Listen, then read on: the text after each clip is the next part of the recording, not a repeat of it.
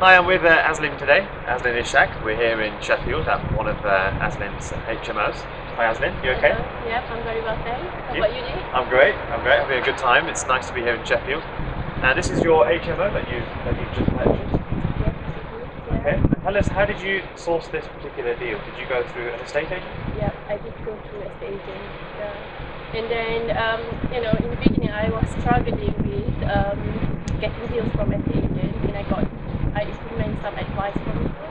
They said send letters to them, and then they start to take up my low offer seriously, and they just have to put forward, and that's what give me deals now. Yeah. Good. Yeah. So what we'll do is we'll go inside and have a look round. Yeah. And it'd be nice for you to tell us a bit about the cash flow and the strategy that you're using. I know you're building a portfolio of HMOs, and you're looking to manage other people's HMOs as well. So let's have a look inside. All right. Okay. Yep. Okay, we're now inside the property, and we're going to be talking a bit about the figures and how you sourced this deal and how it went with the estate agents, and then we'll talk a bit about your strategy as well and how we can maybe advise people who want to do an HMO as well and why it's so lucrative to be able to do one. So tell us about when you went to the estate agent. How did it feel the first time making a low offer? Because we'll go through the figures in just a second. Yeah. First of all, because I'm a full-time mother, I never have any income before. I totally depend on my husband. So it was very nerve-wracking for me to go to an estate agent and to make a low offer, and when I did that, they just said that we're not going to put that offer forward, which I was really disheartened. It happened so many times until I spoke to you one weekend, and then you give me advice about writing them letters, and that is when they started to put my offer forward. Yeah. So what you found was by creating an offer letter. Yes. And sending that to the estate agent instead. Yeah. That flipped the whole thing around and allowed you to get the deals. They just see me in totally different way. I'm still the same, full-time mother, but they just, feel that I'm a professional property investor. Wow. Yeah. Just amazing, isn't it?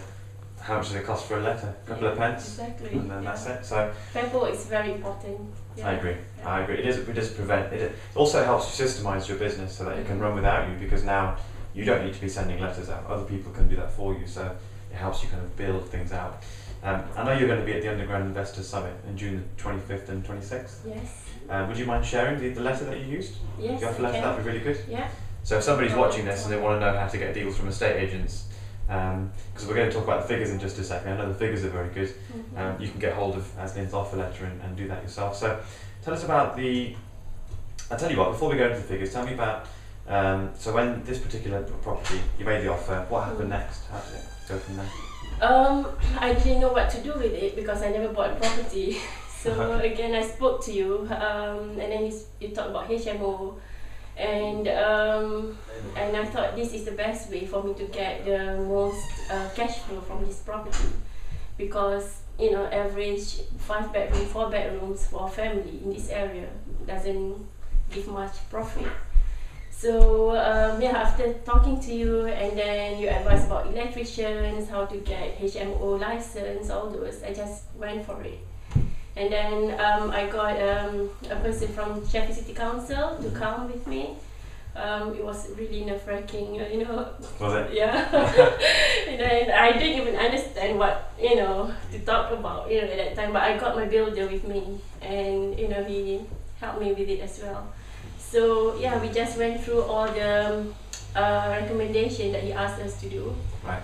And then fill up the application, pay the fees, and then we got the license. So what kind of things? The fire alarms? Yeah, fire alarms, what other things doors, and then put the rail on the stairs, yeah.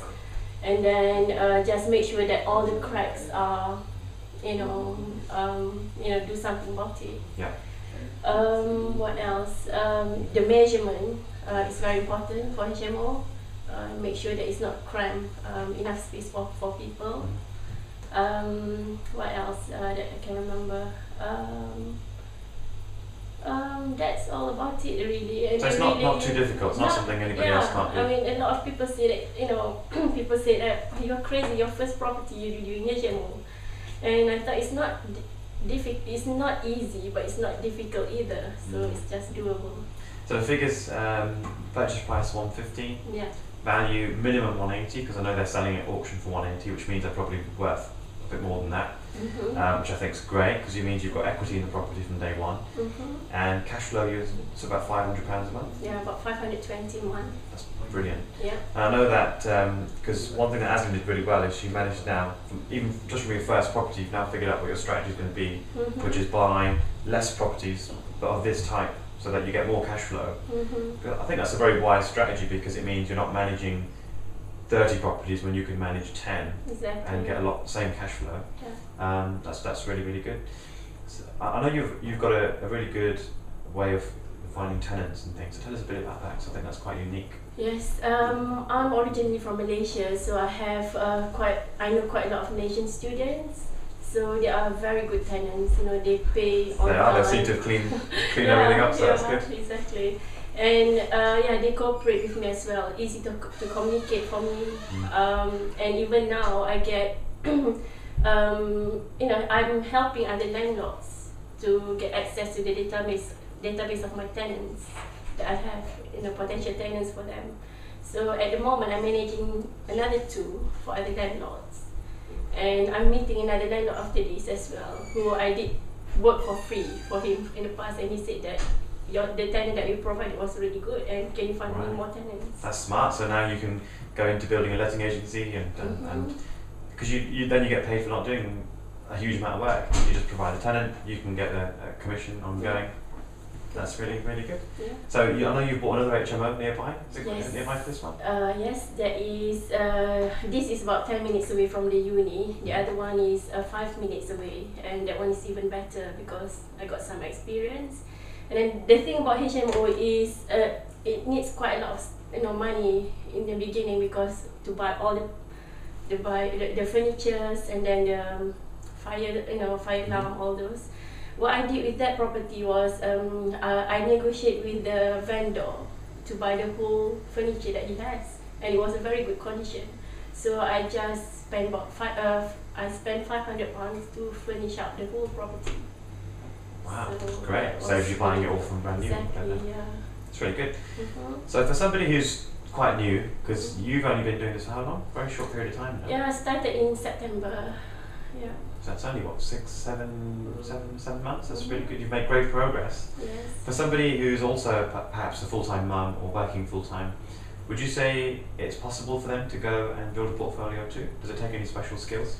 No, it doesn't take any special skill, but it helps to have guidance. And yeah, you have helped me a lot, and it really builds my confidence. Starting from I have no income at all, and my husband is happy. To